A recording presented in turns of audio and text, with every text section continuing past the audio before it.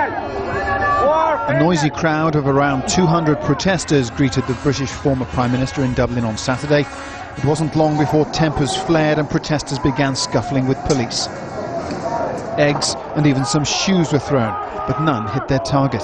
We're here to give a voice to the victims of Blair's policies and his wars, the countless tens of thousands of Iraqis and Afghanis who died as a result of the wars he launched and the lies that he told to the world, and indeed the Palestinian people who continue to suffer at the hands of Israel, where Tony Blair's EU Middle East envoy does nothing to restrain or sanction Israel, in fact gives cover to Israel for its actions. Mr. Blair looked unruffled by the unrest in the street. This is his first public book signing since his memoirs were published to a media frenzy on Wednesday of last week. And he still has many admirers in Ireland, not least for his achievement in helping to bring peace in the sectarian conflict in Northern Ireland.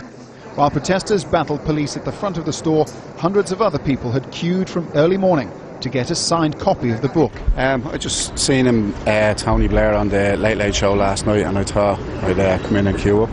Tony Blair has been a great man for this country. He's a great politician. He made the right decision when going into Iraq, and I think that, you know, we should support someone who is a good man all round. That appearance on Irish TV's Late Late Show was Mr. Blair's first live television interview since the book came out. The tough questions and Mr. Blair's replies were familiar. Did he have blood on his hands over Iraq? Was he a war criminal? Why did he ignore the million-plus people who marched in London to oppose the war? But Britain's former Prime Minister was as combative as always.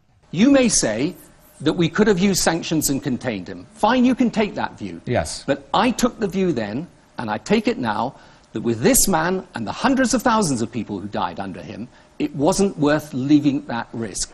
Mr. Blair is donating all his fees and profits from the book to a charity which cares for injured British ex-servicemen.